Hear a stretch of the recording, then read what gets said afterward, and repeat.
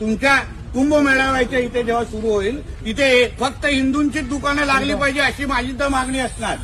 कशाला पाहिजे तिथे गोल टोपी दाढीवाले तिकडे त्यांची दुकानं थुकून देतात. तसं पण सगळं आध्यात्मिक आघाडी थुकून देतात. मग ह्या सगळ्या अगर हिंदूंचा एवढा मोठा सण आहे, हिंदूंचा एवढा महाकुंभ आहे, तिथे सगळे हिंदूंचीच दुकानं असली पाहिजे माझं असं म्हणणं आहे. त्र्यंबकच्या इथे बघा किती आहेत ते सगळे हिंदूंची दुकानं आहेत तिकडे. त्यांचं काय काम तिकडे? आम्ही त्यांच्या मस्जिदीच्या बाहेर ते काय त्यांचे विकायला जातो का? काफिराकडून घेण्याची त्यांच्याकडे काय परवानगी आहे? त्यांच्या कुराणमध्ये परवानगी आहे काफिराकडून घेण्याची? लगेच फेकून टाकतील. मग महाकुंभच्या इथे पण आजूबाजूच्या ते फिरकता पण कामा नाही असे.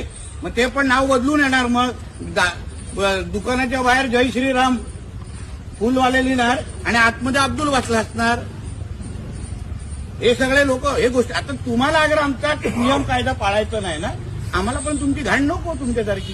कुंभमेळ्याच्या अनुषंगाने मागणी करणार आहे. मागणी नाही, झालंच पाहिजे. माझं म्हणणं आहे सगळ्या हिंदू समाजाने जे काय आमचे साधू संत येतील, जे काय आयोजन, सगळ्या लोकांनी सतर्क राहून हिंदूंचीच दुकानं महाकुंभच्या इथे लागलीच पाहिजे. दुसऱ्यांना जागा नको.